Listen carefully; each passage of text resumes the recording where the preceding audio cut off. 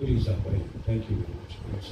Toi saari kar logdum kara jo toi aayu usse isnaadis ke tu mujhe ismeni isnaadis ko खास कर television तो film अलावश Parvez Masoodi theatre का जबरदस्त पकार join to theatre लिहाजा वैसे मैं थिएटर का परमानेंट मेंबर। मेरा नाम मुश्ताक है, मुश्ताक अली अहमद खान। परवेज़ मसूदी सबसे पहले मेरे हमसाया रहे हैं जवाहर नगर में, और थिएटर से उनका ताल्लुक़ था, टेलीविज़न से था। एक बड़ी ख़ास बात आपको बताना चाहूँगा कि सन 75 था या 76 था जब उनको बॉम्बे, आजकल मुंबई कहते हैं, उसमें एक बड़ा ज़बरदस्त ब्रेक मिला था एहसास फिल्म का। और हम अपने मोहल्ले में ही, एक अखबार वाला था तो उसके पास एक न्यूज़पेपर आता था, फिल्मी न्यूज़पेपर फ्रॉम बॉम्बे, उसका नाम था स्क्रीन। स्क्रीन के सेंटर स्प्रेड में, यानी कि 2 पेजों पे इनका क्लोजअप था, इनका और इनके साथ जो हीरोइन थी। तो हम इतने एक्साइटेड थे मोहल्ले के बच्चे, हमने उस स्क्रीन खरीद के वो पूरा जो उसका बीच वाला पेज था उसको पिन करके अपने कमरे में लगाते थे। हमारे लिए इतनी एक्साइटमेंट थी पूरे मोहल्ले के लिए और पूरे आर्टिस्टों के लिए कि हमारा एक साथी, हमारा सीनियर साथी बॉम्बे पे एक अच्छे मकाम पे एंटर हुआ है। उसके बाद इन्होंने कुछ 4-5 फिल्में की as leading role. Leading role Kashmiri artist को बहुत कम मिला है बॉम्बे में, तो इनको मिला और इन्होंने वो रोल बहुत अच्छी तरह से निभाया, कोई कमी नहीं रखी। लेकिन उसके बाद कुछ वजूहात हुई, ये कंटिन्यू नहीं कर सके। लेकिन उसके बाद इन्होंने टेलीविज़न में वापस आके कश्मीर दूरदर्शन में, रेडियो में और भी बहुत अच्छे अच्छे काम किए। और इन्होंने बाद में प्रोडक्शन भी की दूरदर्शन के लिए, प्रोड्यूसर और डायरेक्टर भी रहे। तो मैं एक चीज़ कहना चाहूँगा इनके लिए जो ख़ास चीज़ थी, एक इनकी एक्टिंग कमाल की थी और इनकी लैंग्वेज, उर्दू लैंग्वेज कश्मीरियों में बहुत कम होती है जिसमें कश्मीरी टच ना आए, लेकिन इनका कमाल था उर्दू बोलना। अभी भी कश्मीर में सिर्फ मैं समझता हूँ कि 5-8 लोग हैं जो उर्दू बिल्कुल सही बोल पाते हैं, तो परवेज़ मसूदी उनमें एक थे। चाहे वो रेडियो हो, टेलीविज़न हो। तो मैं बहैसियत सीनियर, बहैसियत ये मेरे सीनियर थे, बहैसियत हमसाया, बहैसियत दोस्त, उनको बहुत मिस करूँगा और हमारी फ्रेटर्निटी को एक बहुत बड़ा नुकसान हुआ है। हम भी इस फ्रेटर्निटी के हिस्सा हैं।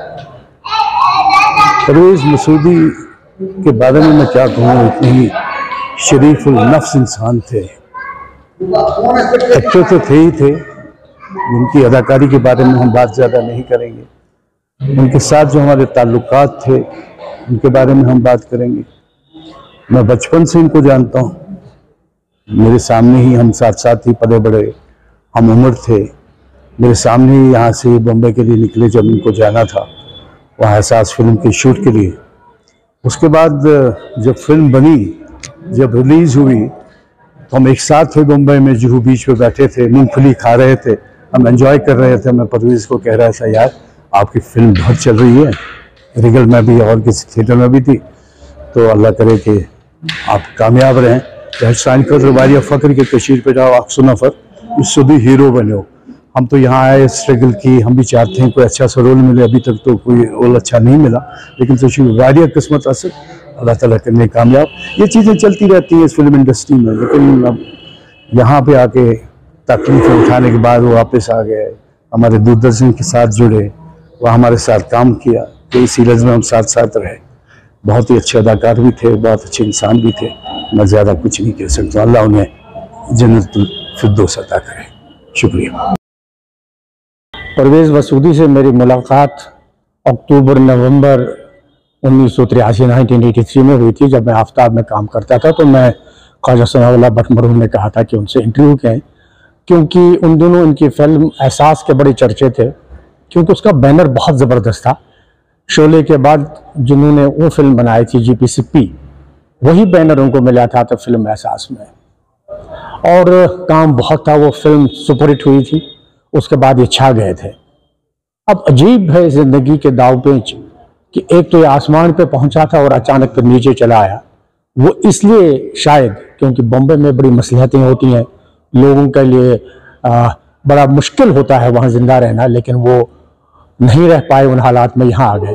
उसके बाद दूरदर्शन में उनसे बड़ी मुलाकातें होती रही, कल्चर अकेडमी में, रेडियो में बड़ी मुलाकातें हो रही। खूबसूरत चेहरा, खूबसूरत कद, खूबसूरत आवाज़, अदायगी, डायलॉग बहुत शानदार थे। और कल ये जो हादसा हुआ, ये हादसा ही है, लेकिन चूंकि मौत का एक दिन मुअय्यन है, इसका पता नहीं चलता किसी को कि अचानक वो हमसे चले गए। इधर हम अभी खेमे को उठा ही रहे थे जाहिद मंजूर साहब के, तो उस वक्त में ये हो गया। अल्लाह उनको करवट करवट जन्नत नसीब करे और उनके दर्जात बुलंद करे। परवेज साहब के बारे में मैं क्या कहूँ। परवेज साहब हमारे जम्मू कश्मीर से पहले बड़े पर्दे के हीरो 80s में रहे हैं और अपनी सलाहियतों की वजह से और अपनी डेडिकेशन की वजह से उनने कई फिल्में की, लेकिन बदकिस्मती से किस्मत ने एक ऐसा खेल खेला उनके साथ, उसे वापस आना पड़ा। लेकिन एक बेहतरीन आर्टिस्ट होने के साथ साथ रियासत का, खासकर अर्सवाइल स्टेट का जो हमारा कल्चरल माहौल है, जो हमारी कल्चरल पॉलिसी है, उसमें बहुत सारी कमियां हैं जिन हालात से हम 30 साल से गुजर रहे हैं और जो मुश्किलात का सामना हम कर रहे हैं हमारी आर्टिस्ट फ्रेटर्निटी। मुझे लगता है कि मेरा दोस्त, मेरा ये करीबी साथी और ये हमारा एक तरक्शिंदा सितारा जो था, ये उन्हीं हालात की वजह से बुझ गया, क्योंकि इसके जो निजी ज़िंदगी के हालात थे वो बहुत ख़राब हुए। बस मेरी यही गुजारिश है यहाँ से, इस मीडिया के ज़रिए अपने जो हमारे बरसर इक़्तिदार लोग हैं, जो हमारी सरकार है, कम से कम वो यहाँ के आर्टिस्टों के बारे में सोचे, यहाँ के कल्चर के बारे में सोचे, ये सही हाथों में चला जाए। यहाँ के आर्टिस्ट पिछले कई 10 साल से ऐसे हालात से जूझ रहे हैं क्योंकि उनके लिए हर एक दरवाज़ा बंद हुआ, उनके टेलीविज़न के लिए टेलीविज़न बंद हुआ, हमारे पास एक चैनल था वो बंद हुआ, हमारे जितने भी कल्चरल इदारे हैं वो बंद हुए हैं। अब चूँकि आहिस्ता आहिस्ता कल्चर एकेडमी कुछ प्रोग्राम्स कर रहे हैं, उनको मैं मुबारकबाद देता हूँ, लेकिन ओवरऑल जो पोजीशन हमारे यहाँ आर्टिस्टों की है, परफॉर्मिंग आर्टिस्टों की है, आज हमारा ये करीबी साथी परवेज़ मसूद ही चला गया, इससे पहले भी 1-2 आर्टिस्ट इन्हीं हालात के शिकार हुए। मुझे लगता है, अब मुझे डर है यके बाद दीगरे हमारे जो आर्टिस्ट हैं, जो प्रोफेशनल एक्टर्स हैं, उनका भी यही हाल ना हो।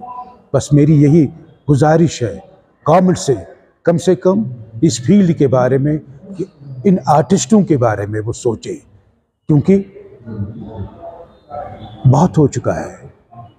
हमने अपने करीबी साथियों को जाते हुए देखा है, अब ये बर्दाश्त नहीं होता है। शुक्रिया।